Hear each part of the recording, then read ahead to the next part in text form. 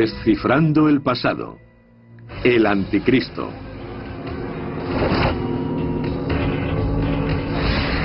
El Anticristo. Cientos de millones de personas andan tras él y buscan señales del fin de los tiempos.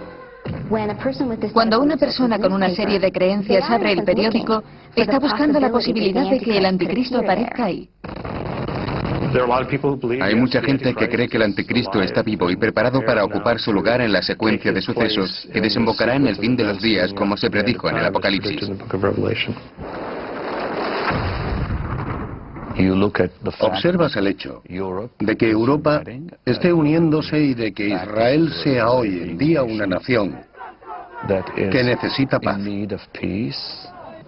Todas estas cosas nos hacen pensar que posiblemente el Anticristo esté vivo. Esté aquí esperando al acecho o volando por los aires, los creyentes lo consideran el agente más terrible del mal.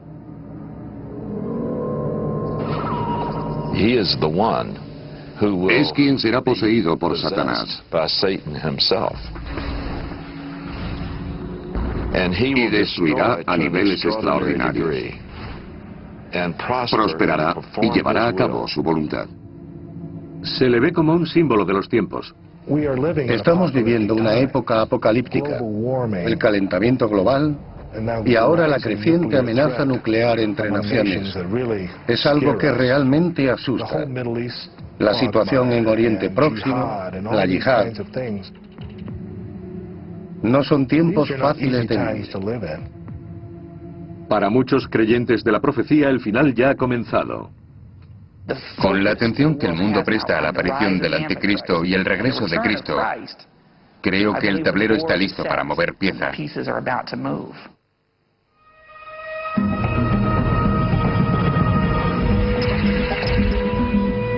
El Anticristo, hora cero. El Anticristo ha encabezado las listas de los más buscados durante los 2 últimos milenios. Los creyentes de la profecía nunca han dejado de buscarle. Es el oponente maligno de Cristo, el representante de Satán en la tierra en forma humana, que llega al final de los tiempos. Se le teme, pero a la vez se le da la bienvenida. La llegada del Anticristo se ve con esperanza porque implica el fin del mundo. Y esto a su vez supone la unión con Jesucristo y la perfección de la humanidad. Si se hace una lectura literal del Nuevo Testamento como la que hacen los fundamentalistas conservadores, el orden sería primero la aparición del Anticristo y después de 7 años de reinado, Cristo regresará y lo derrotará. Entonces empezarán miles de años de bienestar sobre la tierra. Los creyentes en las profecías temen que la gran tribulación, los 7 años del reinado del Anticristo, culminen con un periodo de castigos impensables para la humanidad. Se desatará una guerra tremenda que traerá el fin del mundo y causará la desaparición de millones de personas. Mucho peor que la Segunda Guerra Mundial. Esta acabará con muchos más.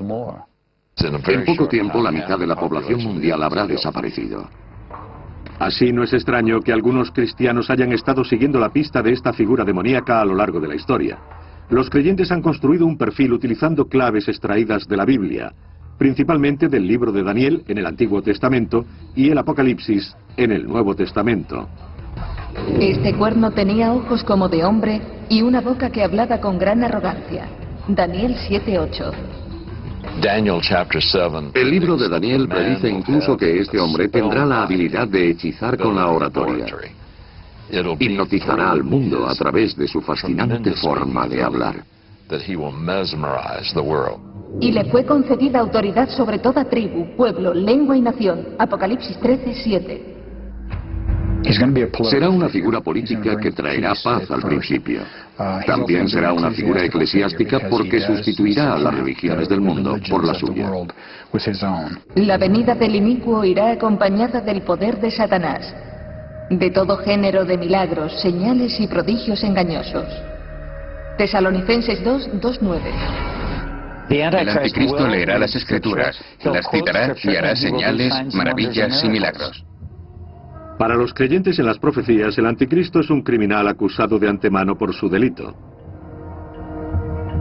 De acuerdo con los eruditos, ha sido buscado especialmente en Estados Unidos. Algunos piensan que esta preocupación está basada en el miedo.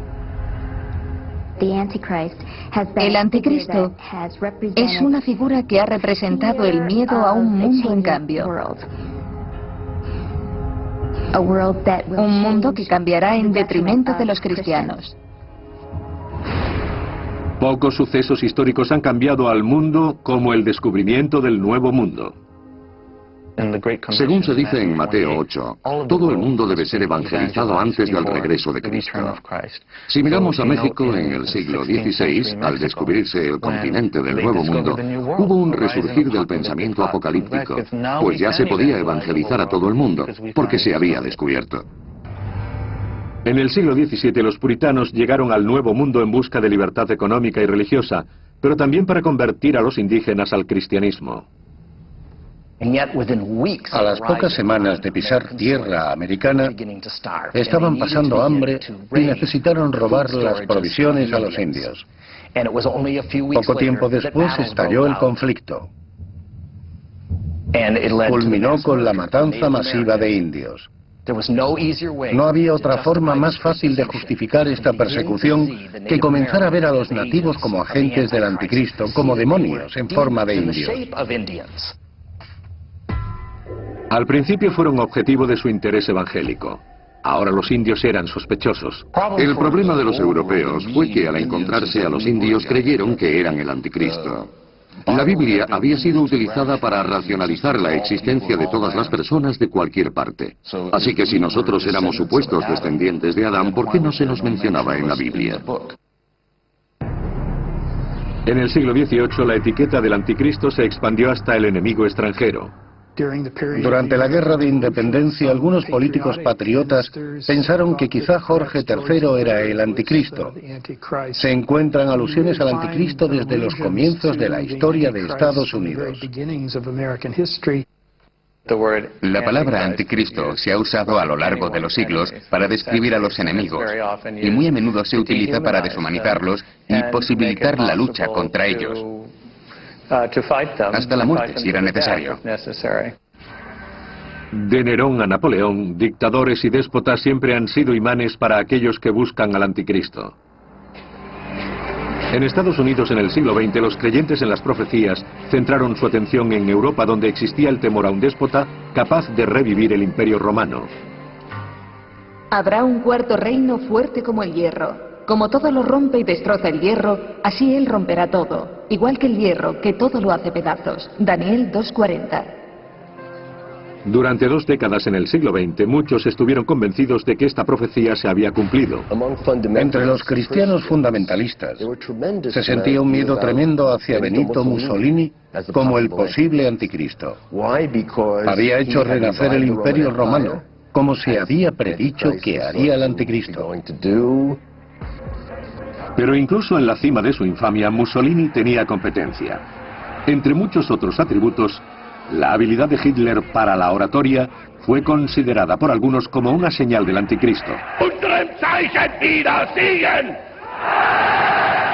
El capítulo 7 de Daniel predice que esta persona tendrá una gran facilidad para hablar sobre grandes cosas. El Apocalipsis en el capítulo 13 dice lo mismo. Adolf Hitler literalmente hechizó con sus palabras a los alemanes. Yo creo que estaba poseído por el diablo. Una de las cosas más impactantes sobre la creencia de la profecía es su capacidad de superar cualquier evidencia en contrario. Cuando mataron a Mussolini y cuando Hitler murió, algunos escritores que durante 20 años en el caso de Mussolini lo habían identificado firmemente como el anticristo dijeron, bueno, no importa, y ofrecieron un nuevo candidato. Los creyentes en la profecía a menudo han puesto su atención en los creyentes de Estados Unidos para buscar al anticristo. Para ellos, este pasaje del Apocalipsis predice un anticristo que usará la coerción económica para dominar el mundo. Y que nadie pudiese comprar o vender salvo el que tuviera la marca, el nombre de la bestia o el número de su nombre. Su número es 666. Apocalipsis 13, 17, 18. Durante el periodo de la Gran Depresión, Hubo simpatizantes de la profecía que vieron a Roosevelt como el titiritero, el maestro demoníaco.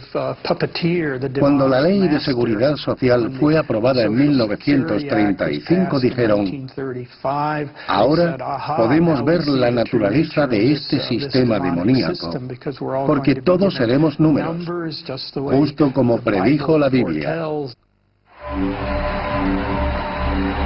Décadas más tarde, el número de la bestia, 666, llevó a algunos a buscar al anticristo en un presidente que fuera religioso y estuviera interesado en la profecía del final de los tiempos. Uno de los argumentos que recuerdo por aquel entonces es que cada uno de los 3 nombres de Ronald Wilson Reagan tenía 6 letras. Así que tenemos un perfecto 666 en su nombre.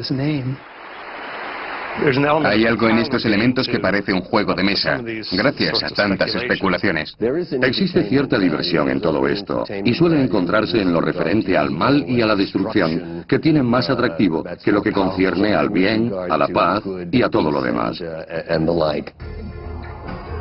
Durante la Guerra Fría, en Occidente muchos vieron a la Unión Soviética como agente del anticristo.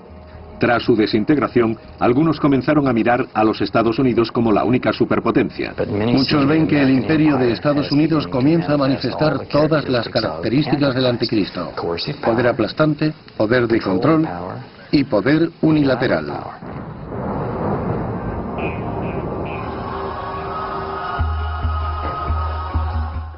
La mayor parte de la Iglesia no vive en Estados Unidos, así que cabría decir que muchos cristianos se encuentran oprimidos por el imperio americano. Pero el fervor del anticristo no se limita a Estados Unidos. Es cierto que los musulmanes han usado al anticristo como justificación para matar a los cristianos y viceversa. Musulmanes y cristianos han utilizado el término como una forma de maldecir a los judíos. Así que no faltan pruebas de su mal uso.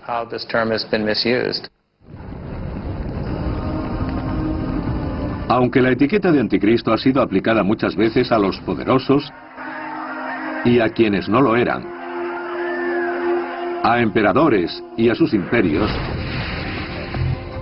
la gran mayoría de creyentes en la profecía siguen esperando al verdadero anticristo. Un individuo solitario y carismático que marca lo peor, la gran tribulación. Y lo mejor, el milenio. Pero ¿cuál es el origen del perfil del anticristo y los detalles de su programa?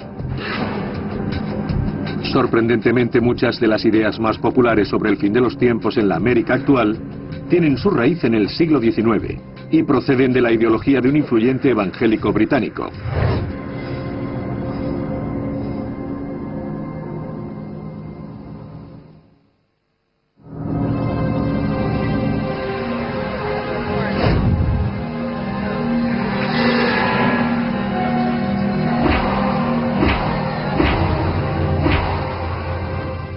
Los creyentes se desvanecen en el aire.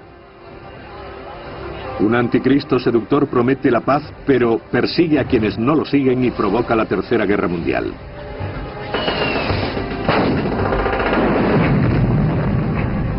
Cristo regresa victorioso y da paso al milenio, 1000 años de paz en la tierra. Para muchos estas ideas pueden ser solo fantasías, pero para otros, como los miembros de la Iglesia de la Nueva Vida y sus 11.000 miembros congregados en Colorado Springs, este enfrentamiento sobrenatural entre Cristo y el anticristo es considerado palabra de Dios. La Biblia dice que habrá un anticristo, y yo creo que habrá un individuo que estará en el final de los tiempos causando todo el mal posible. Creo que probablemente será un hombre con ascendencia europea, que vendrá de un país europeo, y que al principio será visto como alguien que parece tener todas las respuestas a los problemas del mundo. El anticristo es el principal oponente del Señor Jesús, pero al final será destruido y vencido. Me baso al 100% en las Escrituras.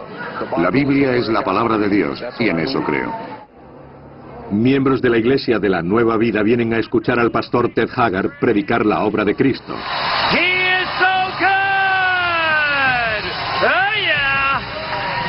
Pero él, como muchos cristianos evangélicos, es franco sobre los planes del anticristo.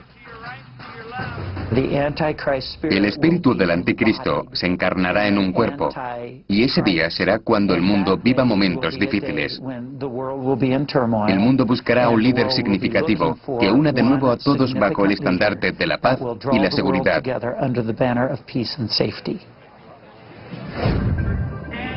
El punto de vista del pastor Haggard es el de un heterodoxo cristiano. Además de ser el fundador de la Iglesia de la Nueva Vida, encabeza la Asociación Nacional de Evangélicos, formada por 45.000 templos con 30 millones de miembros. La evangélica es una de las iglesias cristianas con más rápido crecimiento del país. La emoción del sistema profético, que habla sobre el arrebatamiento, el anticristo, la gran tribulación y la batalla de Armagedón, tiene el poder emocional de que un ministro liberal que se despierte un domingo diga: quiero que todos contacten con su congresista para que apoye la ley 4075, porque así vamos a ayudar a este grupo que lo necesita. Tiene ese apasionante poder.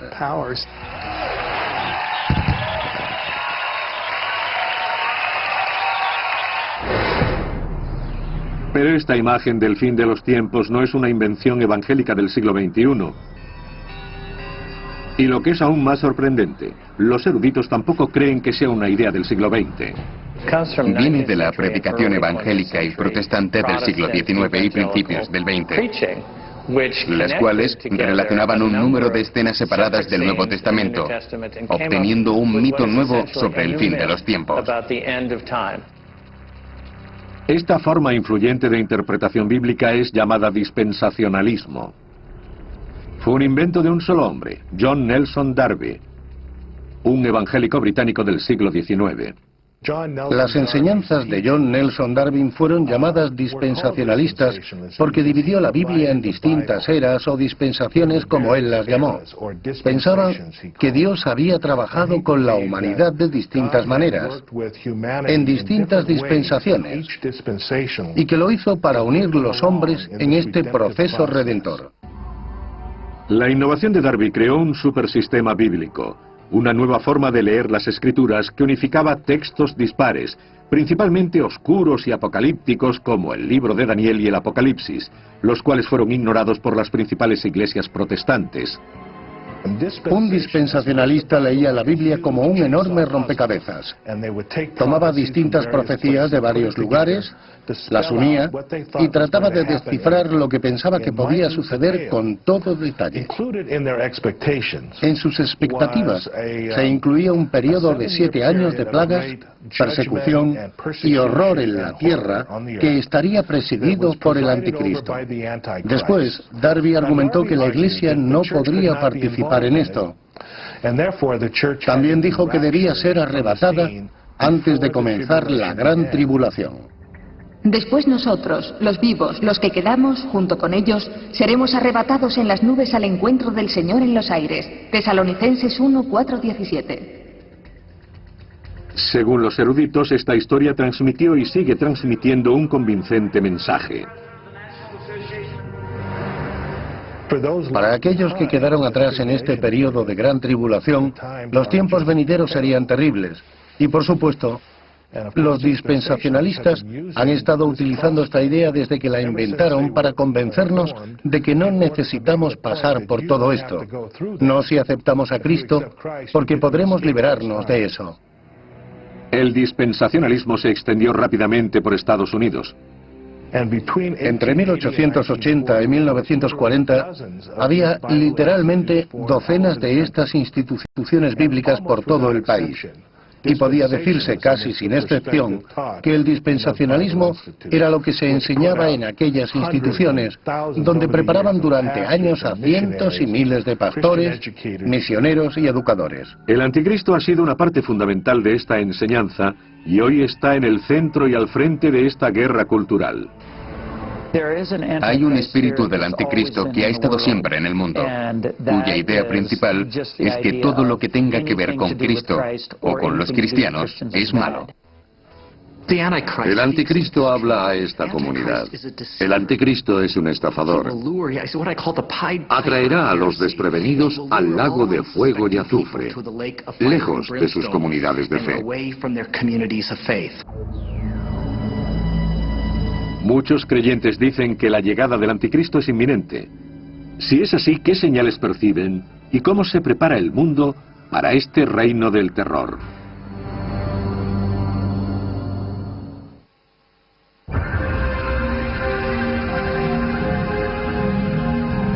Para los creyentes, el anticristo es una figura real. Un individuo satánico que vendrá un día a sembrar la confusión. Para ellos, la llegada del anticristo puede estar en las noticias del día. Da la sensación de que los iniciados en este vocabulario, en esta visión del mundo, saben más sobre lo que está pasando que los periodistas y los expertos. Si por un lado lee la Biblia y por otro los periódicos, coincide. Para los creyentes hay muchas señales de que la llegada del anticristo está próxima. Según el especialista Paul Boyer, una señal puede ser la percepción del crecimiento del mal. Hay maldad incluso en Estados Unidos. La tierra que en el pasado fue vista como elegida por Dios, ahora es considerada por muchos creyentes en la profecía proclive al Armagedón, con todos estos asuntos del matrimonio gay, el aborto y la pornografía. En los últimos días sobrevendrán tiempos difíciles. Los hombres malos y seductores irán de mal en peor, engañando y siendo engañados. Timoteo 2, 3, 1, 13. El estado del mal, de las equivocaciones, del terror y del pecado parece estar multiplicándose. Muchos ven los avances de la tecnología y el control gubernamental como posibles indicios de la llegada del anticristo. Hoy hay una tendencia mucho mayor a hablar en términos de un sistema mundial que está creciendo. Una especie de sistema mundial integrado política, económica y culturalmente. Las Naciones Unidas, la Organización Mundial del Comercio, la televisión global o el dinero de plástico, las tarjetas de crédito, es visto por los simpatizantes de la profecía como la creación de un sistema de control global, del cual se aprovechará el anticristo. Y le fue concedida autoridad sobre toda tribu, pueblo, lengua y nación. Apocalipsis 13, 7. No queremos darles a las autoridades internacionales poder global sobre todas las naciones del mundo. Y una de las razones es porque sabemos que en algún lugar estará el anticristo tratando de utilizar todas esas intuiciones para perseguir a personas de todas las religiones, especialmente cristianos. Algunos sospechan de la Unión Europea y de las Naciones Unidas. Lo precipitaría que una institución como las Naciones Unidas tomara control soberano sobre otras naciones. Podría ser un cataclismo global. Por supuesto, estamos alerta porque los evangélicos somos nacionalistas. Pero quizás sea el miedo económico donde los creyentes en la profecía vean la mayoría de las señales de un mundo propicio para el anticristo. Y que nadie pudiese comprar o vender salvo el que tuviera la marca, el nombre de la bestia o el número de su nombre. Su número es 666. Apocalipsis 13, 17, 18. Los seguidores de la profecía han visto siempre este pasaje del Apocalipsis como la predicción de una economía mundial única dominada por el anticristo.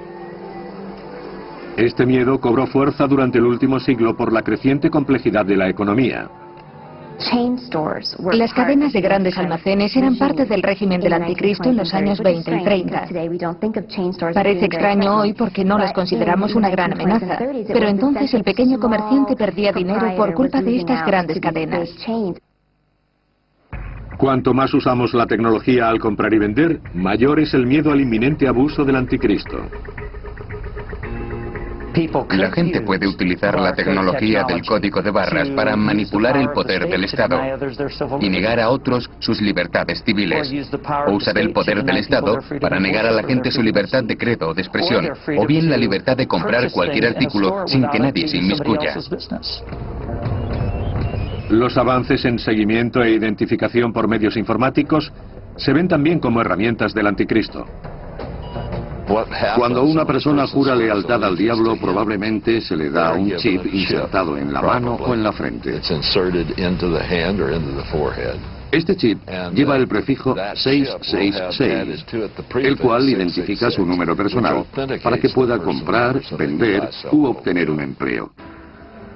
Los estudiosos buscan en el pasado el significado de este número misterioso del diablo. Piensan que el 666 es el valor numérico para el nombre Nerón César en griego. Si no estabas de acuerdo con Roma, no podías comprar ni vender y te perjudicaba económicamente. Es interesante ver cómo el aspecto de gran hermano en el anticristo está también presente en la cultura islámica. Aunque los musulmanes no representen a sus figuras religiosas, el equivalente islámico del anticristo es el Dajjal, descrito como un hombre bajo, gordo y con un solo ojo. Parece haber cierto énfasis acerca del ojo único. Algunas personas dicen que podría ser una referencia a la televisión, al ordenador, internet o algo así. Y aunque de alguna forma esto parece inverosímil, el hecho de que sea algo tan expandido e influyente, aparentemente bueno, pero sospechoso, hace que se entrevea la presencia del Dajjal. Un anticristo que expande una red de control mundial. La Unión Europea, la tecnología del código de barras y el número de la bestia, todas herramientas de su dominio absoluto. Que veamos estas ideas como productos del miedo y la fantasía, o como predicciones exactas, depende de nuestras creencias. Pero indudablemente la profecía brinda a los creyentes una idea, una forma de interpretar este mundo caótico y cambiante. El hombre siente una gran emoción al descubrir la verdadera naturaleza de los sucesos del mundo. Esto le da una faceta cósmica a todas nuestras preocupaciones intangibles. Si queremos pensarlo así, los sucesos mundiales son movidos como marionetas por Satán contra Dios, Cristo y Anticristo.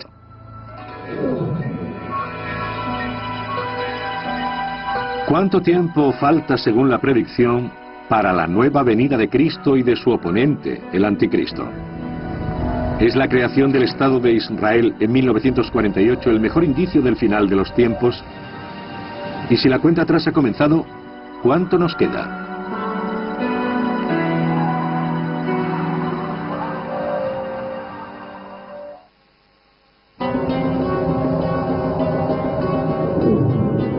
Desde los días de la partida de Cristo siempre ha estado en la mente de los creyentes en la profecía la pregunta: ¿cuándo volverá para vencer al Anticristo y anunciar el inicio del milenio?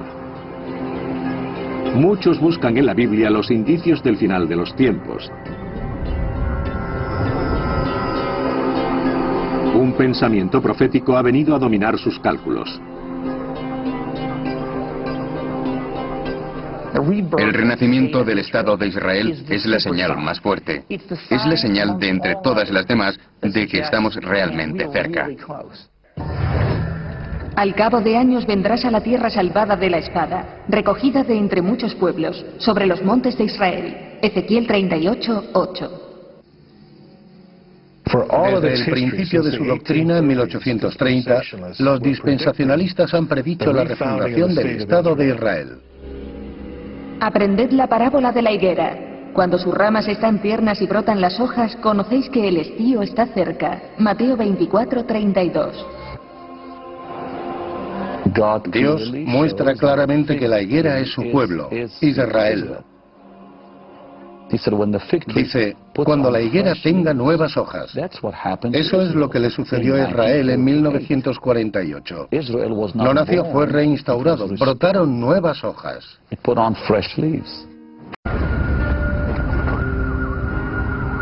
Para muchos, el renacimiento de Israel en 1948 marcó el comienzo de la cuenta atrás para la llegada del Anticristo, la segunda venida y el fin del mundo como lo conocemos.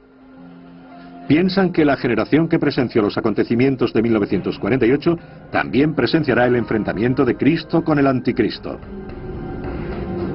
En verdad os digo que no pasará esta generación antes que todo esto suceda. Mateo 24:34. Las cosas a las que Mateo se refiere son guerras, hambrunas, terremotos, todo en un breve periodo de tribulación seguido por el regreso de Cristo. En respuesta a estos pasajes, muchos han puesto fecha al final de los tiempos, incluido el escritor de éxito Hal Lindsey. La obra La agonía del gran planeta Tierra sugiere claramente que el final llegaría en 1988. Su libro apareció en 1970 y tuvieron que pasar 18 años para probar su error. Sin embargo, muchos piensan que 1948 es la fecha de inicio de la marcha hacia el Armagedón. Centran su atención en interpretar la duración en años de una generación bíblica. Una generación pueden ser 100 años. 1948 fue el principio, así que nos estamos acercando al final de esta generación. Y no falta tanto. Pero aunque alguno de estos argumentos sea inquietante, Hal Lindsey y Benny Hinn representan solo una parte de la tradición de creyentes en la cercanía del fin de los tiempos. En el siglo XIX, William Miller, un predicador baptista de Vermont, hizo una predicción del fin que sería conocida como la Gran Decepción.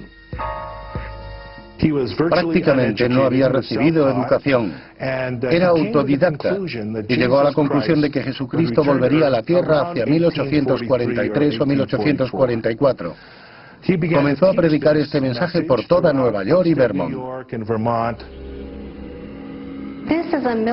Este es un mapa milenarista, el mapa de la profecía que retrata el final de los tiempos. Se publicó en 1842 para usarse a lo largo del año, porque predijo, como muestra el propio mapa, que el fin del mundo sería en 1843. En la izquierda están las imágenes y el texto del libro de Daniel, y en la derecha las imágenes y el texto del Apocalipsis. Cuando 1843 pasó sin que el mundo terminase, Miller recalculó y se justificó diciendo que no había contado la transición de la era precristiana a la actual. Finalmente, hizo sus cálculos usando lo que llamó aritmética milenarista. Decía que Jesús regresaría el 22 de octubre de 1844. Para entonces, los milenaristas abandonaron todo. Renunciaron a sus empleos, dejaron de cultivar los campos y pagaron todas sus deudas. El fracaso de esta segunda profecía fue conocido como la Gran Decepción, por la angustia que los creyentes sintieron al darse cuenta de que el milenio no estaba próximo. Sin embargo, el interés por la profecía siguió en alza. En la última mitad del siglo XX, cualquier cambio en Oriente Próximo podía inspirar el pensamiento milenarista. Recuerdo estar jugando un día de verano en junio de 1967, cuando mi madre salió por la puerta y me dijo: hijo, este es el fin. Prepárate porque Jesús puede llegar en cualquier momento. Era durante la Guerra de los 6 días y su interpretación del Apocalipsis fue que esta guerra representaba la recuperación israelí de la ciudad vieja de Jerusalén. Era la última condición para el regreso de Jesús. El significado de Israel para los creyentes en la profecía no es solo un asunto de fe, también tiene implicaciones políticas. Hoy hay un gran número de escritores proféticos que están tratando de conformar la política de Estados Unidos en asuntos muy concretos referentes a Israel.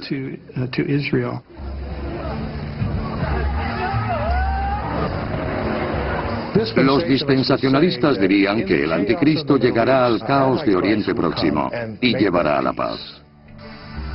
Pero la mayoría de los especialistas descarta la idea de que la gran señal bíblica sea la fundación de Israel en 1948. Piensan que aquel pasaje bíblico del Antiguo Testamento se refiere al regreso del Éxodo que ocurrió hace miles de años. Algunos de los primeros indicios vienen de pasajes como los de Ezequiel y Daniel, que fueron escritos durante tiempos de tensión. Por ejemplo, el de Ezequiel se escribió pidiendo el fin de la cautividad babilónica. Fue escrito durante el tiempo del exilio con la esperanza de volver a la tierra prometida. Después de que los persas conquistaran Babilonia en el 539 a.C., a los judíos se les permitió regresar a Judea a comienzos del 538. Para los eruditos, 1948 carece de significado bíblico. Sin embargo, algunos dicen que las tentativas de predecir o incluso influir en el final de los tiempos son contrarias a la naturaleza de las Escrituras. Las Escrituras son muy claras. Cualquiera que sea el momento final y cualquiera que sea su forma, estará más allá de nuestro conocimiento. No soy joven, tengo 60 años. Desde niño he visto cada domingo por la mañana la televisión evangélica. Y lo cierto es que todos, desde el principio hasta ahora, dicen que el fin está cerca.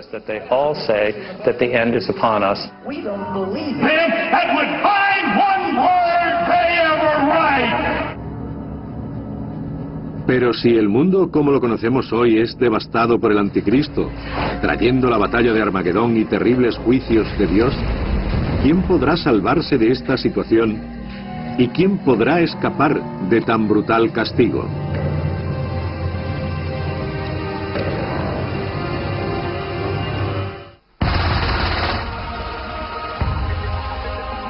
Los creyentes en la profecía dicen que aunque la gran tribulación, los 7 años de reinado del anticristo, será el peor periodo de la humanidad, ellos no estarán en la tierra para presenciarlo. Habrán sido arrebatados. El arrebatamiento de la Iglesia es el momento en el que aquellos que sean seguidores fervientes de Jesucristo volverán a nacer según la Biblia y desaparecerán.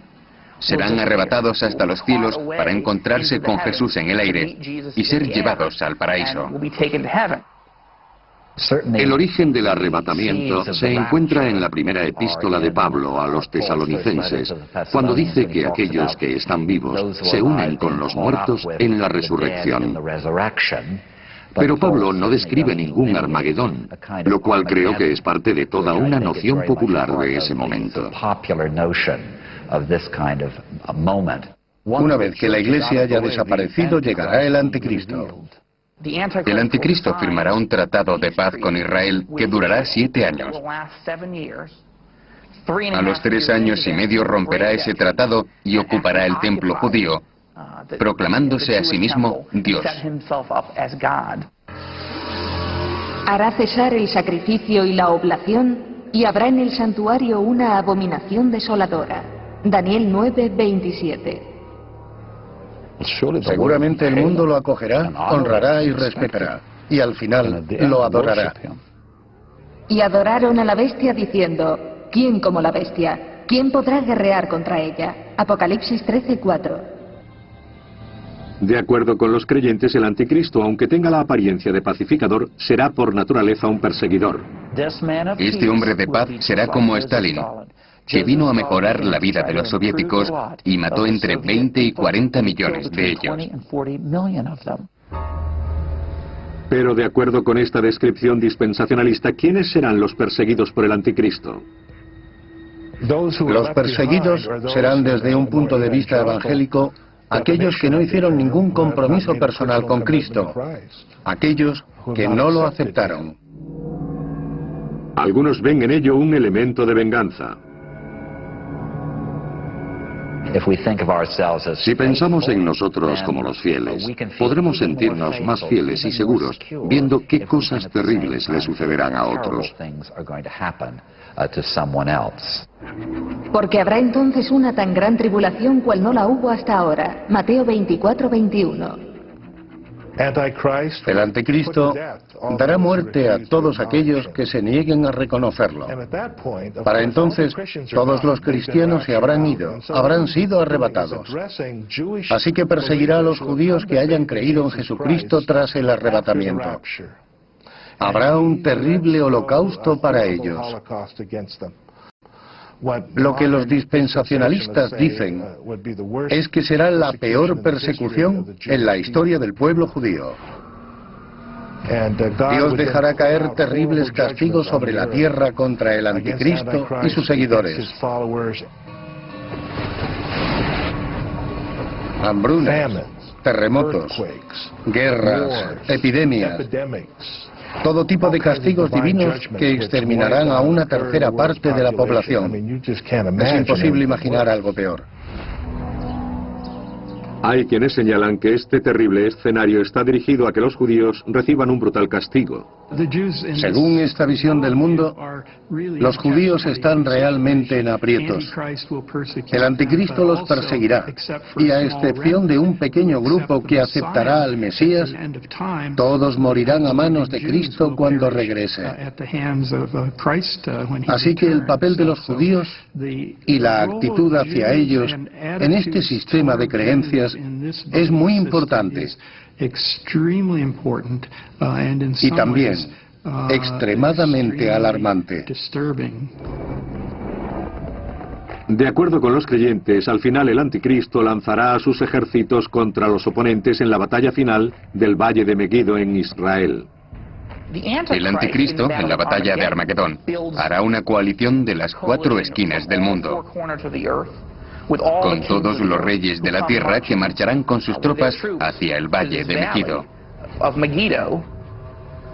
Todos los ejércitos estarán preparados para defender al mundo de cualquier otra fe, que no sea la del anticristo. El emisario de Satán ha llegado a su destino. Se alza para exterminar los últimos vestigios de resistencia y asumir el poder absoluto sobre la tierra. Pero en la hora 11ª, Cristo regresará para librar su batalla final. ¿Por qué Dios espera hasta el momento más desesperante para enviar a su Hijo en nuestra ayuda? Los creyentes dicen que el momento de la llegada de Cristo ha sido preconcebido, que su regreso coincide con nuestro momento más débil para oponernos al mal. Después de la dramática descripción del Apocalipsis, la batalla llega a su fin. Cristo exterminará al anticristo y a sus seguidores con la verdad, con la palabra de Dios. Sus palabras exactas se desconocen, pero de acuerdo con los creyentes estas no son una metáfora. Mucha sangre será derramada. Hay una imagen del Valle de Megiddo donde la sangre llega hasta la brida de un caballo y abarcando miles de kilómetros. El anticristo y el mal son barridos de este fantástico escenario. Pero algunos creen que esta interpretación de la Biblia es muy simplista. La verdadera fe siempre dejará lugar a la duda. Todo esto puede parecer muy extraño, y en concreto a esta rama de cristianos evangélicos no les gustará escucharlo. Lo que quieren es el entendimiento fácil, estar seguros de todo al 100%. Pero creo que esa es una esperanza inocente que en sí misma ya es una especie de anticristo. Otros dicen que el papel del anticristo incluso podría ser constructivo más que destructivo. Solo debemos mirarnos a nosotros mismos en lugar de a otros para juzgar el mal. Este era el mensaje de San Agustín, uno de los primeros padres de la Iglesia en el siglo V. Cuando Agustín predica a su congregación sobre el anticristo, dice que todos debemos cuestionarnos si somos el anticristo. Si pretendemos ser buenos cristianos, pero no lo somos, y realmente actuamos en contra del sentido de Cristo y su mensaje. Los grandes maestros cristianos han insistido en que siempre debemos explorar cuánto compartimos con el espíritu del anticristo. Ese es el verdadero significado de esta leyenda.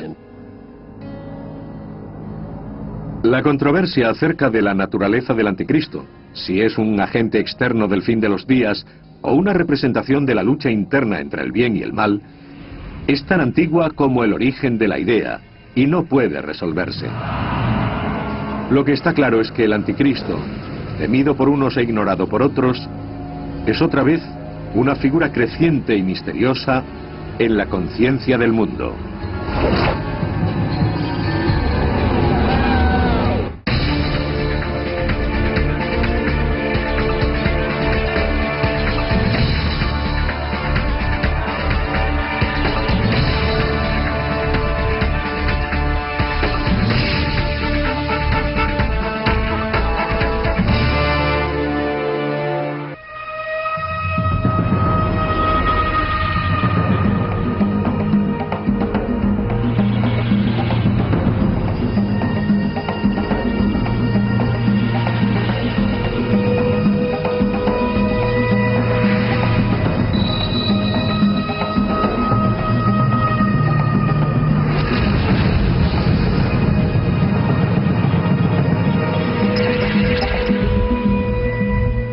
Descifrando el pasado. Se le ha llamado por muchos nombres. El sin ley. La bestia. El gran mentiroso. Pero la mayoría lo conoce como el anticristo. Es el peor personaje de la historia humana.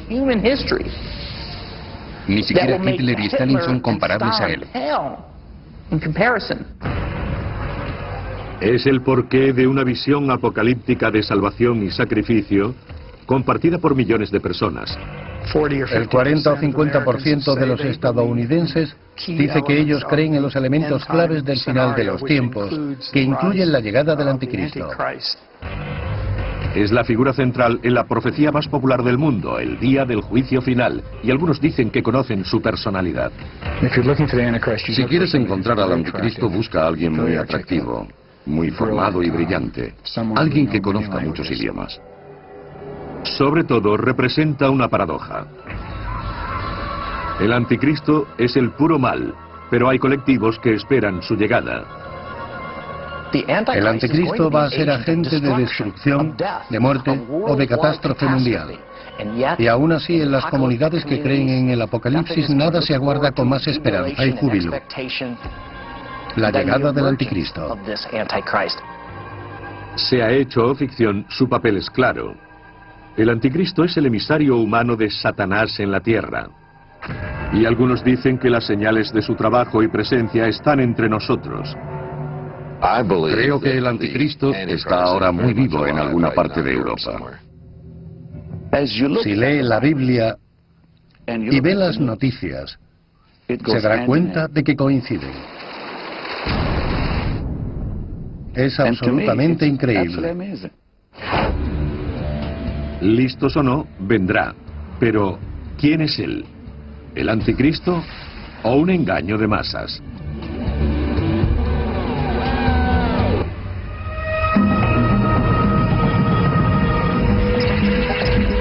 El anticristo.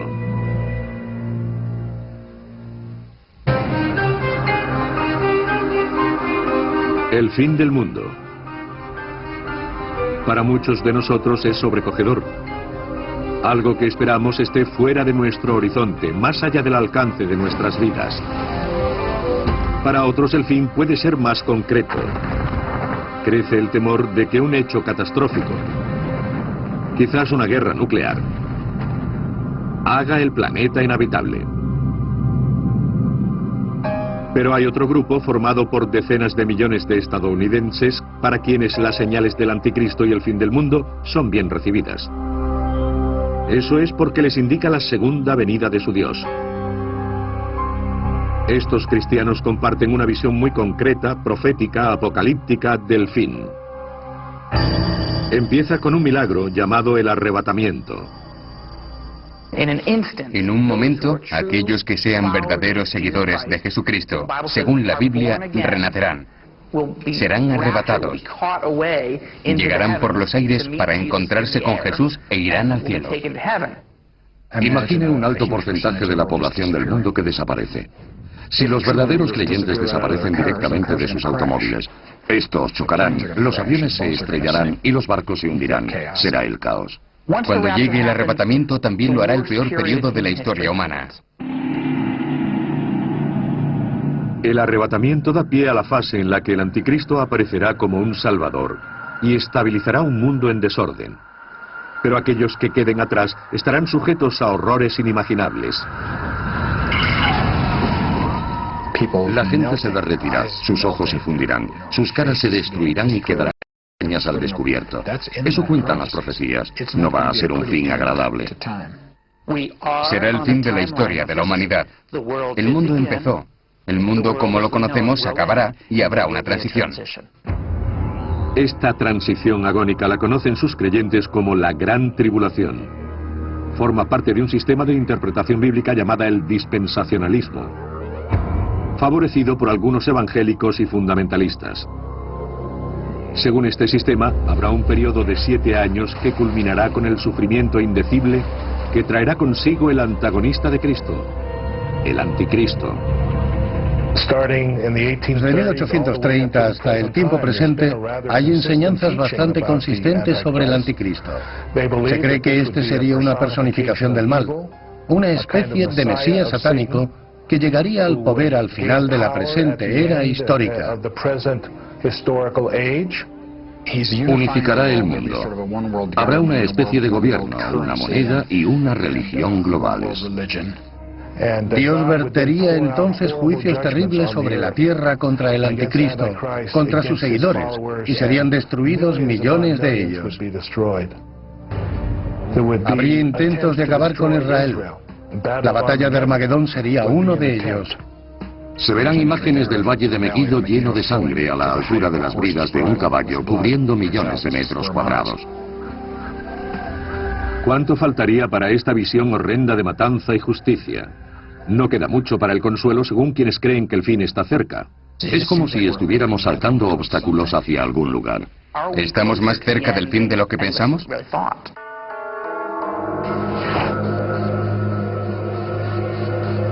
¿Tales horribles profecías son ciertas o quizás solo en parte? ¿Tienen inspiración divina o son fantasías que crean su propio sendero impío de terror y muerte? ¿Verdadero o falso? Las raíces del anticristo se remontan a los primeros textos de la religión. La noción cristiana del anticristo parte de escrituras basadas en textos asirios y acadios, de la zona del actual Irak, que por entonces era Babilonia. La gran historia habla de Tiamat, la maligna y poderosa serpiente de las profundidades.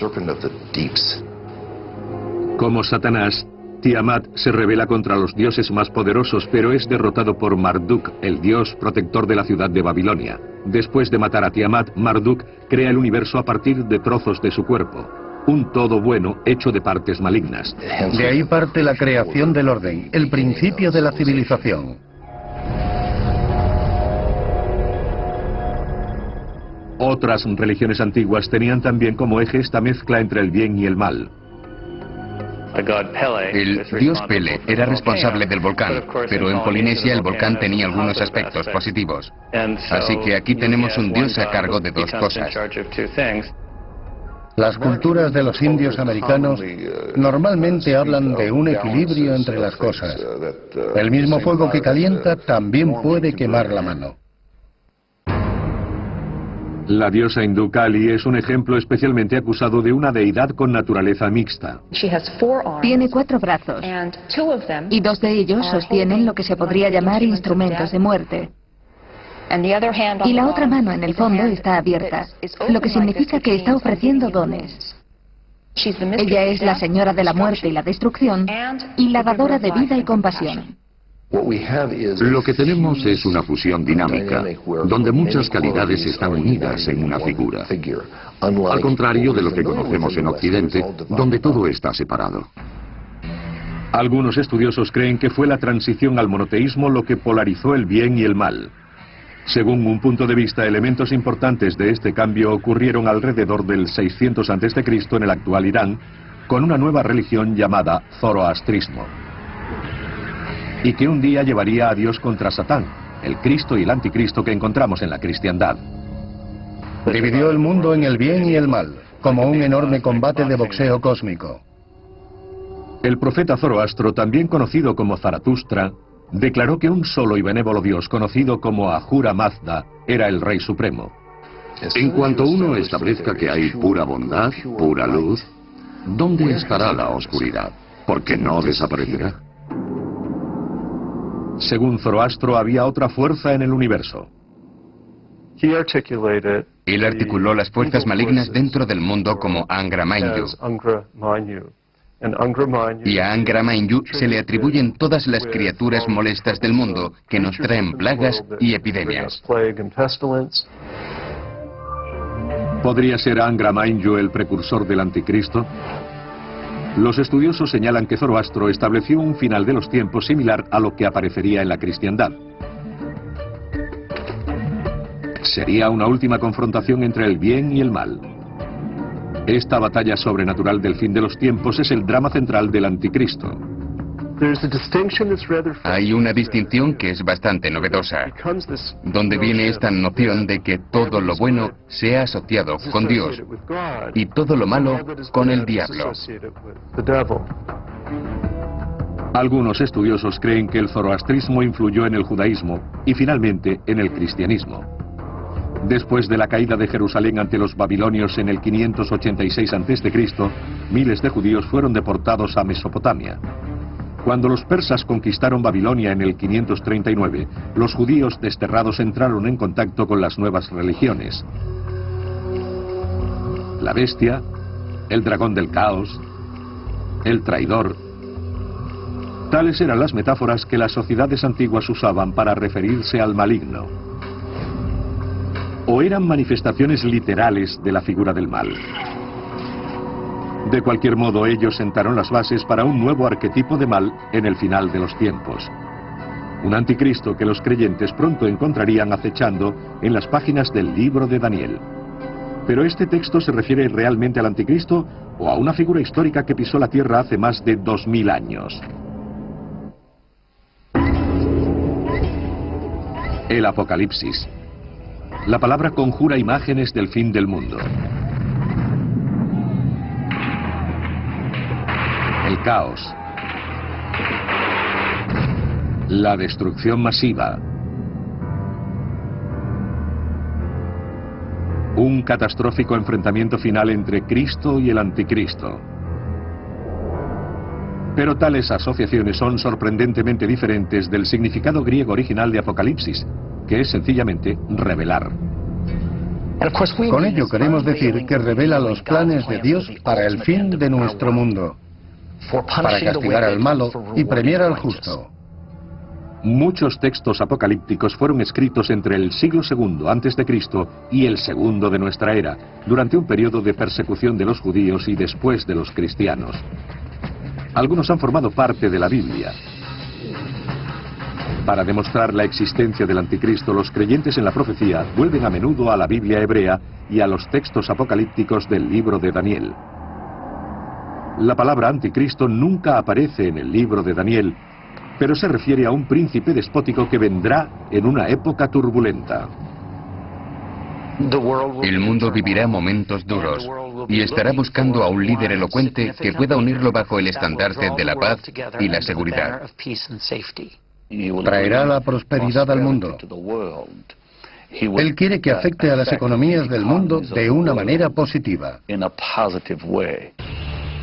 Y afianzará la alianza para muchos durante una semana. Daniel 9:27. Una semana bíblica, según los creyentes, equivale a 7 años nuestros. Lo que dispara el periodo de 7 años de la Gran Tribulación es el acuerdo que el Anticristo negocia con Israel. Es un tratado de paz para 7 años. Y a la mitad de la semana hará cesar el sacrificio y la oblación. Daniel 9:27. 3 años y medio después, él romperá ese tratado. Y del Dios de los dioses dirá cosas increíbles. Daniel 11:36. Su principal rasgo es el orgullo. Él se cree mejor que Dios, cree que es superior a Dios y que merece ser entronizado. ¿Pero el libro de Daniel es verdaderamente profético sobre el anticristo y el final de los tiempos? O como indican muchos historiadores, hay algo más detrás de estas referencias a un gobernante despótico que usurpa el orden divino. Según algunos eruditos, el libro de Daniel fue escrito entre el 167 y el 164 a.C., durante la persecución de los judíos bajo el emperador sirio Antíoco IV. Estos especialistas creen que las menciones en las que otros ven al anticristo están referidas a este déspota sirio. Al hacerse con Jerusalén, Antíoco IV empieza a tomar ciertas medidas para intentar fortalecer su poder sobre la población hebrea de Judea. A medida que aumenta la resistencia contra él, se proclama Dios y ordena el culto a su persona en el templo de Jerusalén. Los seleucidas helenos habían controlado Judea de modo intermitente tras la división del imperio de Alejandro Magno a su muerte en el 323 a.C. Fuertemente influenciado por la cultura griega, Antíoco llegó al poder en el 175 con la intención de helenizar a los judíos.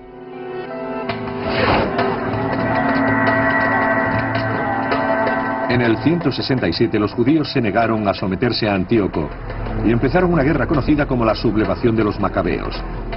Era un momento perfecto para empezar a expresarse con literatura apocalíptica, porque se puede ocultar lo que uno está diciendo bajo los símbolos, y al mismo tiempo, las personas que lo leían en aquel tiempo sabían de quién se hablaba al referirse al rey maligno.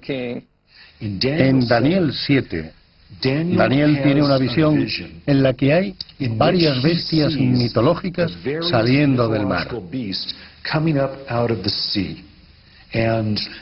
Representan los diversos imperios que habían afligido a Judea. La bestia no es más que otro nombre para el anticristo. Una tradición que empieza aquí, en el libro de Daniel. Seguía yo mirando en la visión nocturna y vi la cuarta bestia, terrible, espantosa, sobremanera fuerte. Daniel 7:7. Pero esta bestia, según muchos estudiosos, es metafórica, una velada referencia a los opresores inmediatos de los judíos. Tiene dientes de hierro, lo que significa que se identifica con los griegos, porque siempre simbolizaron el hierro en el mundo antiguo. Tiene 10 cuernos, representan la sucesión de monarcas en el imperio sirio de los Seleucidas. Estando yo contemplando los cuernos, vi que salía de entre ellos otro cuerno pequeño. Y este otro tenía ojos como de hombre, y una boca que hablaba con gran arrogancia. Daniel 7:8. Este es Antíoco IV, presentado como un jactancioso, como un pequeño cuerno y como sujeto de la destrucción divina. En la visión de Daniel, Dios interviene. Estuve mirando a la bestia hasta que la mataron y su cuerpo fue destrozado y arrojado al fuego. El resto de la visión retrata la destrucción del rey del norte, el rey sirio Seleucida, que no se corresponde con lo que sabemos que pasó históricamente. Judas Macabeo venció a Antíoco.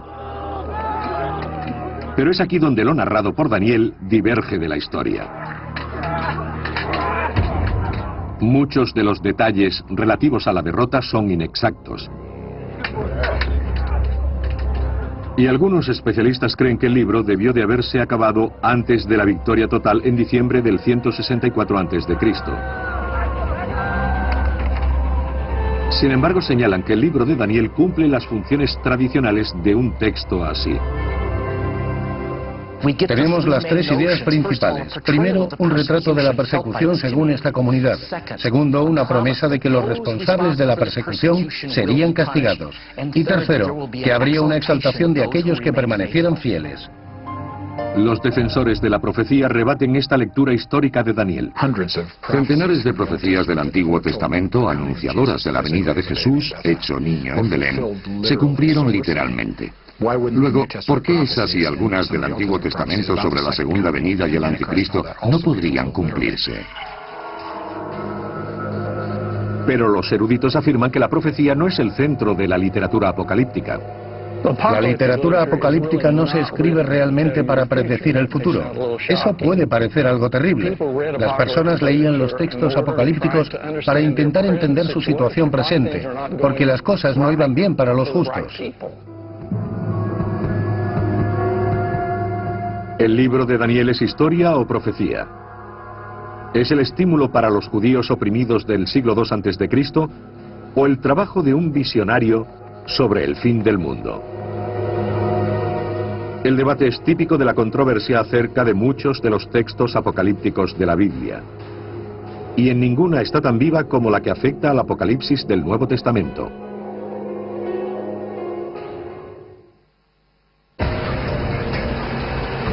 El Apocalipsis ha llegado hasta nosotros a través de milenios. Un texto asociado a imágenes de bestias marinas y monstruos de 7 cabezas. En el Apocalipsis de Juan hay bestias, números místicos y varias criaturas fantásticas. Está lleno de sueños y visiones. Como en el libro de Daniel, la palabra anticristo no aparece en el Apocalipsis. De hecho, el anticristo solo se menciona 5 veces en toda la Biblia. En 2 epístolas tradicionalmente atribuidas al apóstol San Juan, probablemente escritas por sus discípulos. Pero para los seguidores de la profecía, el Apocalipsis representa la comunicación más poderosa de Dios acerca del anticristo y el fin de los tiempos. Como en el libro de Daniel, alguna de sus imágenes más fuertes tiene que ver con una bestia. Una cuya identidad real, según los creyentes, es el anticristo.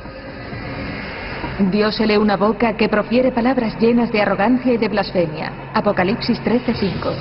Él va a ser carismático, bien parecido, persuasivo, espiritual, profundo y llenará a todos de esperanza. Y le fue concedida autoridad sobre toda tribu, pueblo, lengua y nación. Apocalipsis 13:7. Ciertamente el mundo lo aclamará, lo honrará y respetará, y al final lo adorará. Y que nadie pudiese comprar o vender salvo el que tuviera la marca, el nombre de la bestia o el número de su nombre, 666. Apocalipsis 13:17-18. Él va a exigirles a las personas que reciban ese número. Yo pienso que es un prefijo que se agrega a su número individual. Por ejemplo, al número de la seguridad social. Mientras los creyentes ven al anticristo en estos pasajes, muchos estudiosos defienden que esa revelación no es tanto del futuro como del pasado, y solo puede entenderse en su contexto histórico. Se cree que el Apocalipsis, el último libro del Nuevo Testamento cristiano, fue escrito en el siglo I, durante el reinado del emperador romano Domiciano. Ya no se trata de los judíos, sino de la comunidad de cristianos que es perseguida por el Imperio Romano. Si pasaba algo en la sociedad, por ejemplo un terremoto, una hambruna o un fracaso económico, era muy fácil para alguien culpar a los cristianos. Veían al anticristo en cualquier faceta de la cultura.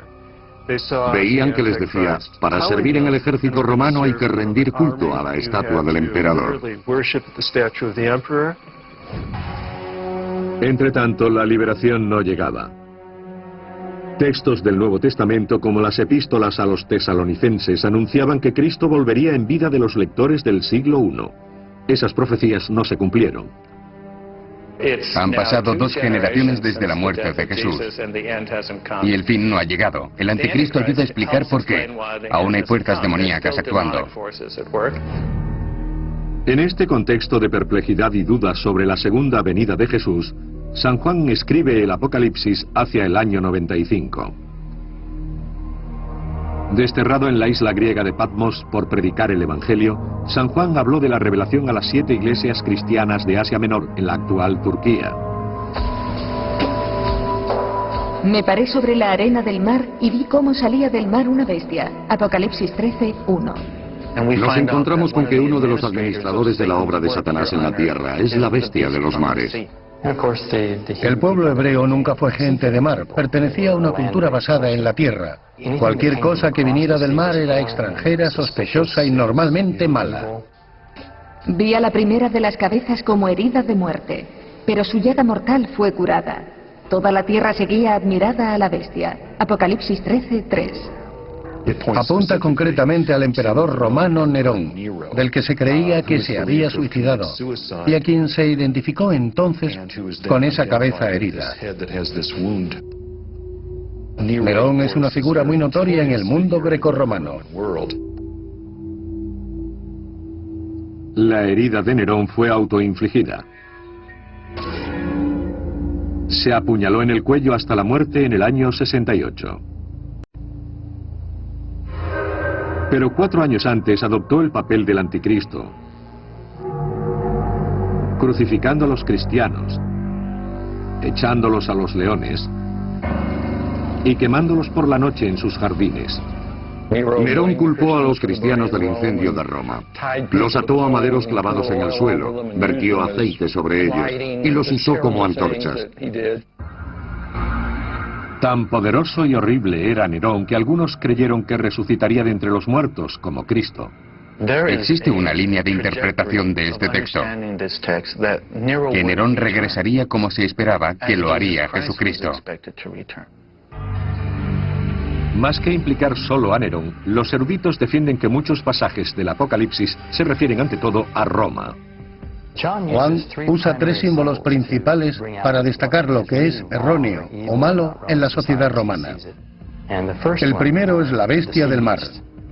Retrata el poder coercitivo del ejército y el poder político que estaban oprimiendo a los cristianos en aquel momento. Vi luego otra bestia que surgía de la tierra y tenía 2 cuernos como de cordero, pero hablaba como un dragón. Apocalipsis 13:11. La segunda forma de mal que él ve es cuando se usa la religión en apoyo del estado maligno. Y él usa esto como la bestia terrenal. También se le llamaría más adelante en el libro el falso profeta. Es la religión usada en un sentido falso. Si le piden ir a la plaza del pueblo, poner incienso sobre un altar y decir salve al dios César, pero no cree que César sea un dios, entonces tiene un problema.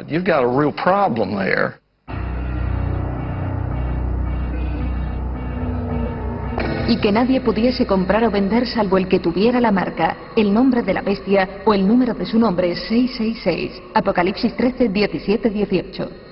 La tercera forma de mal sería la seducción económica que obviamente puede ejercer un tremendo poder coercitivo sobre el pueblo. Sin estar de acuerdo con Roma no se podía comprar ni vender. En algunos documentos oficiales habría lemas imperiales que eran necesarios para comerciar en la antigüedad. Hoy los estudiosos creen que el número de la bestia, 666, es el valor numérico correspondiente al nombre Nerón César en griego.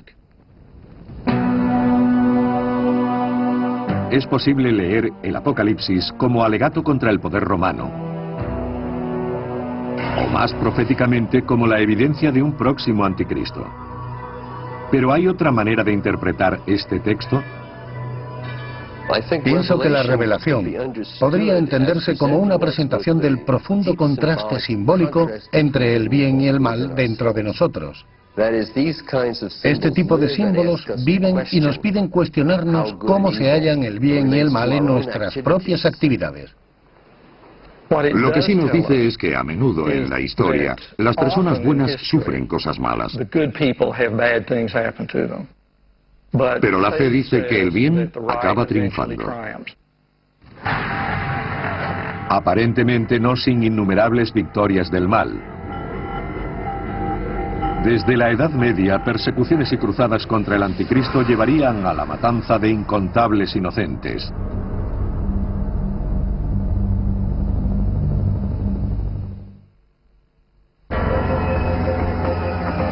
La palabra anticristo se ha usado a lo largo de la historia para demonizar desde papas y presidentes hasta cantantes pop.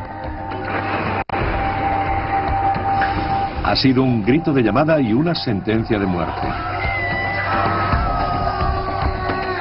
levantando pasiones mortales y divinas. Y aún así el anticristo, quizás la palabra con más significado del léxico cristiano, se esconde en la Biblia, donde aparece solo unas pocas veces en pasajes menores. Para sorpresa de la mayoría de las personas, la palabra anticristo solo aparece en los 2 textos más oscuros que se pueden encontrar en la Biblia. Juan 1 y 2, 2 epístolas muy cortas. Según los expertos, estas cartas o epístolas fueron escritas cerca del fin del siglo I. Durante este periodo, los cristianos discutían duramente entre ellos acerca de si Jesús, el Hijo de Dios, había existido realmente. Pero todo espíritu que no confiese a Jesús venido en carne, ese no es de Dios, es del anticristo. Juan 1:4-3. Y él los define según los que niegan la humanidad de Jesús. Así podemos ver que este texto está en contra de la versión gnóstica de la cristiandad. El gnosticismo era un movimiento religioso y filosófico que amenazó con dividir a la joven cristiandad. Las epístolas de Juan retrataron a quienes no aceptaban que Jesús era el Hijo de Dios y que tuvo forma humana, como representantes de la falsa doctrina y de la figura del anticristo. ¿El sentimiento del anticristo de las epístolas de Juan pudo transformarse en un anticristo maligno de carne y hueso? Piense en la figura del anticristo como una especie de imán que atrae textos y figuras dispares a unirse gradualmente en una gran leyenda, que en sí misma no está presente en las Escrituras. Cuando los cristianos tuvieron un sentido mayor de que Jesús era Dios en la tierra, el contraste, que es el enemigo del hombre, también queda más evidente y se desarrolla quizás como una especie de lado oscuro. En forma de hombre aparecerá el Salvador, y en la forma de hombre el otro también vendrá. Por primera vez surge un retrato en carne y hueso del anticristo. Pero este pasaje no es de Daniel, el Apocalipsis o las epístolas de Juan. Fue escrito en el 202 por Hipólito, un prolífico teólogo de la Iglesia primitiva. En su tratamiento de Cristo y el anticristo, Hipólito reúne las ideas sobre el anticristo que prevalecían en la Iglesia de entonces, incluso una creencia que serviría como pretexto para derramar mucha sangre a través de los siglos. Que el anticristo, como el propio Cristo, sería de origen judío, de la tribu de Dan. Ese elemento, que el anticristo es judío y es aceptado por los judíos, fue uno de los elementos presentes en muchas de las persecuciones posteriores sufridas por los judíos en la historia. Durante las cruzadas el nombre del anticristo se invocaría para remover el odio contra musulmanes y judíos. Creo que los usos más destructivos de la leyenda del anticristo en el curso de la historia han sido cuando los cristianos han identificado a los extranjeros, sino con el anticristo como sus precursores o con el ejército del anticristo. Esto ha sido evidente en la persecución de los judíos en numerosos momentos. Es especialmente claro en el conflicto entre la cristiandad y el islam.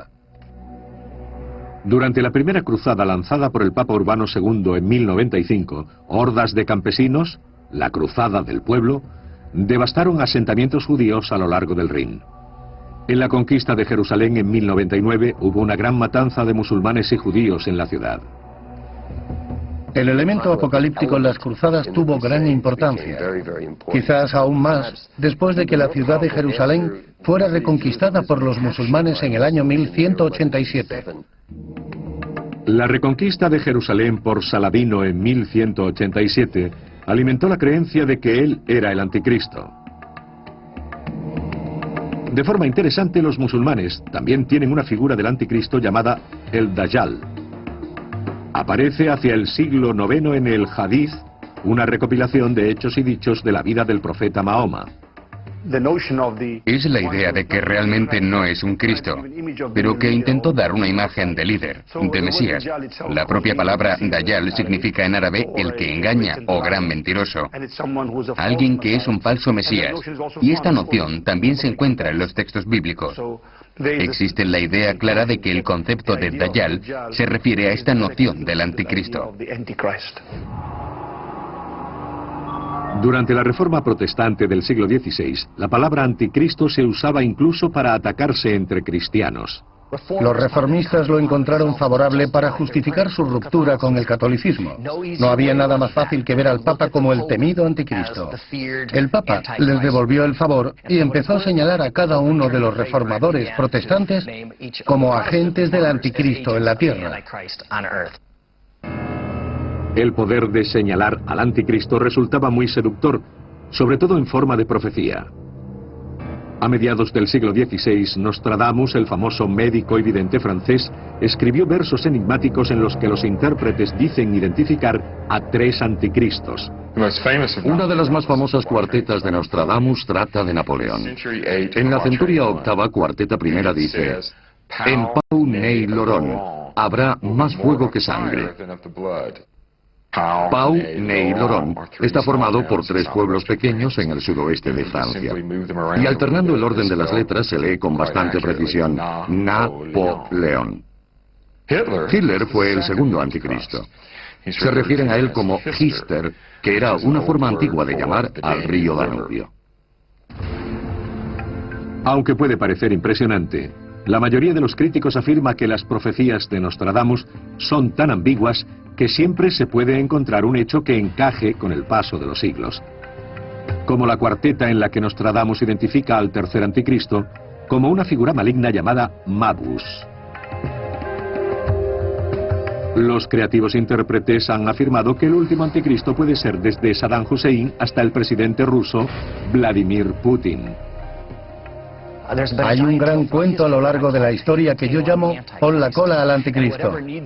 Siempre que necesitemos identificar algo como una amenaza mundial contra la que lanzar a las tropas de forma incondicional, tomará la imagen del anticristo. Pero hay una imagen dominante del anticristo hoy, la de un hombre recto de paz con un programa infernal. Algunos cristianos discuten si esta imagen puede encontrarse en la Biblia. Durante décadas se han hecho de oro escribiendo de ello. Pero ¿quién es este anticristo? ¿Un hombre? ¿Un mito? ¿Un monstruo? ¿Y qué quiere de nosotros?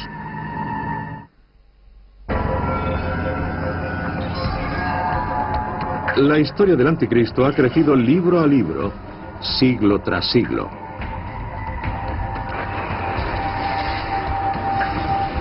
Su identidad, forjada por mitos antiguos y pasajes bíblicos muy simbólicos, ha demostrado ser tan duradera que el nombre de Anticristo ha estado en boca de facciones belicosas, gentes oprimidas y rivales políticos durante siglos.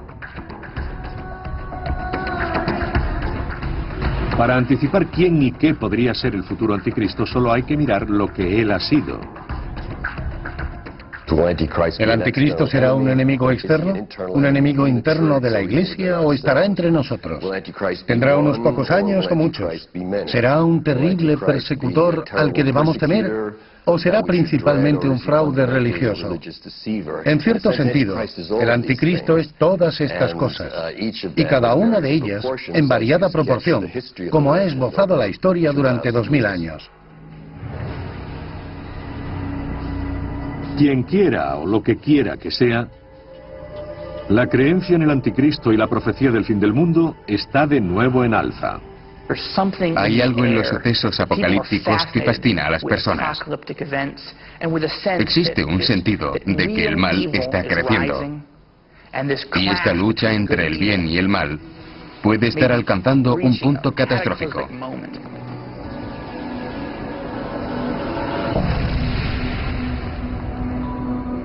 Aunque siempre ha sido conocido y temido en los círculos apocalípticos, los medios de comunicación le han dado al anticristo una fama sin precedentes. Cada generación ha pensado que era la última.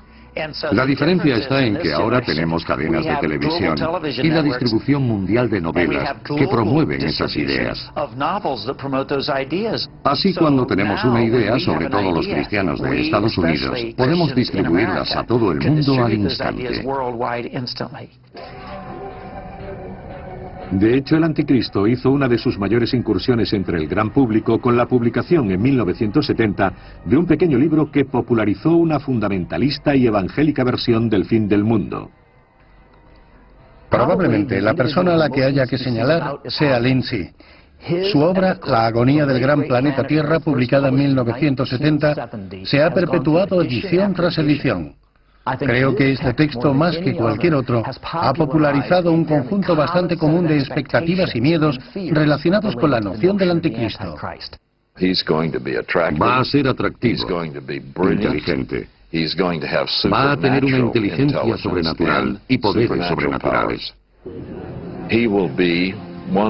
Será uno de los primeros en la historia en ser un auténtico líder mundial. Controlará el mundo. Benditos sean los pacificadores, dice la Biblia. Pero Lindsay ayudó a popularizar la noción de que los pacificadores serán la última tapadera del anticristo. Someterá a todos bajo su hechizo, trayendo lo que parece ser paz. Los escritores cristianos Jerry Jenkins y Tim LaHaye han tomado el relevo de Hal Lindsey. Han escrito una serie de novelas sobre la venida del Anticristo que ha vendido el asombroso número de 62 millones de ejemplares desde 1995. Es la serie de novelas de ficción adulta más vendida. Y aquí estamos, los escritores evangélicos, sin llegar a esa cifra. Aunque presentada como ficción, el tema central de la serie de novelas Dejados atrás es para muchos cristianos una representación realista de la segunda venida de Cristo y del reinado de su némesis, el Anticristo. En la serie Dejados atrás, el Anticristo será la cabeza de las Naciones Unidas. Un líder carismático y popular, procedente de Rumanía, que prometerá paz y que controlará la ONU para dirigirse a la nueva Babilonia, Irak, donde empezará a supervisar un nuevo orden mundial. Al margen de aspectos como las Naciones Unidas y Rumanía, la serie Dejados atrás está en sincronía con una visión ampliamente compartida del Anticristo y su misión. Él va a usar toda la oratoria moderna. Todos nos queremos, todo el mundo es bueno, todos estamos de acuerdo, seamos todos uno, y la gente corriente va a mirarlo y dirá, este es un gran tipo. El Anticristo sería artífice de un tratado de paz en Oriente Próximo, y los judíos se regocijarían, reconstruirían su templo en Jerusalén, vivirían un resurgimiento de la hegemonía judía y habría seguridad y paz en Oriente Próximo. Llegado a ese punto, según el dispensacionalismo, exactamente a los 3 años y medio de su reinado, el Anticristo mostraría sus colmillos. Ya no pretenderá ser una buena persona, puesto que gobernará el mundo con mano férrea. Entrará en el nuevo templo de Jerusalén proclamándose Dios y pedirá adoración. Llevará la muerte a todos aquellos que se nieguen a reconocerlo. Recibirá su marca, la marca de la bestia, en la frente o las manos. Permitirá un horrible holocausto sobre ellos. Lo que los dispensacionalistas modernos dicen es que será la peor persecución en la historia del pueblo judío. Jesús, cuando vuelve, viene a rescatarnos, porque si no llegara en el momento justo en el que va a venir, no quedaría nadie vivo.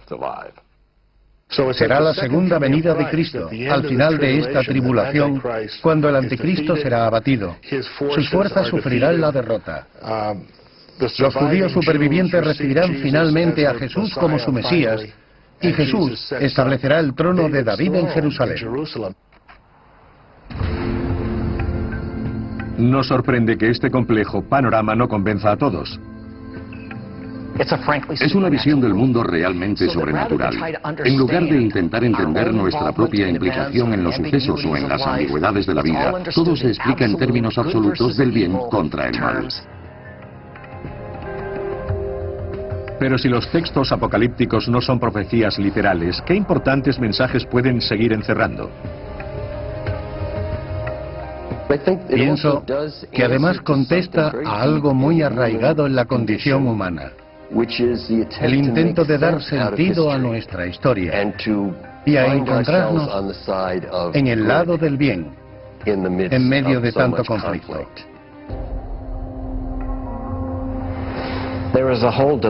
Hay toda una dimensión dentro de nosotros de la que a menudo no somos conscientes. Un lado sombrío que está lleno de ira, venganza y toda clase de motivos oscuros que odiamos reconocer. Y pienso que siempre está presente la pregunta, ¿dónde está el Anticristo en mí? ¿Cuál es el mal dentro de mí?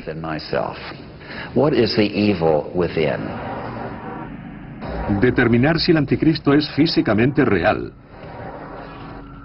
algún tipo de energía metafísica o un engaño total puede estar más allá de nuestro conocimiento.